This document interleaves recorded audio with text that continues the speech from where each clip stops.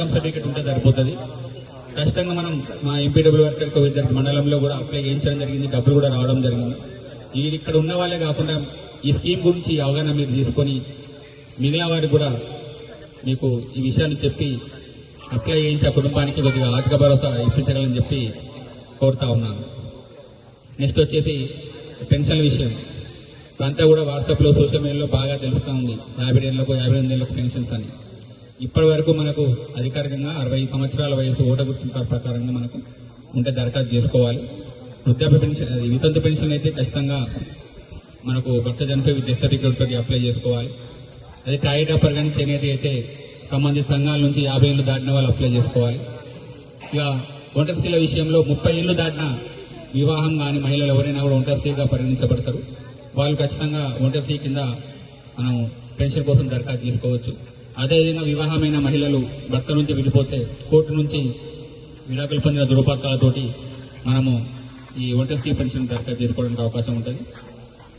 అదేవిధంగా నెక్స్ట్ విషయానికి వస్తే ఇందిరమ్మ ఇండ్లకు సంబంధించి గతంలో ఫైనల్ ఫోటో కొట్టాలంటే ఆ ఇల్లు మొత్తం పూర్తిగా కంప్లీట్ అయ్యి కలర్లు అయ్యి ప్లంబింగ్ అయ్యి ఎలక్ట్రీషియన్ అయ్యి అన్ని వర్కులు కంప్లీట్ అయితేనే మనం ఫైనల్ ఫోటో కొట్టేవాళ్ళం. ఇప్పుడు ప్రభుత్వం కొంత సడలించింది. కేవలం స్లాబ్ అయ్యి మొత్తం రూమ్లో గోడలై ఒక హస్తకారు అయ్యి కేవలం ముందట ఒక మనకు పెయింట్ అయితే ఒక వైట్ పెయింట్ చేసుకుంటే మాత్రం ఫైనల్ ఫోటో కొట్టడం జరుగుతుంది.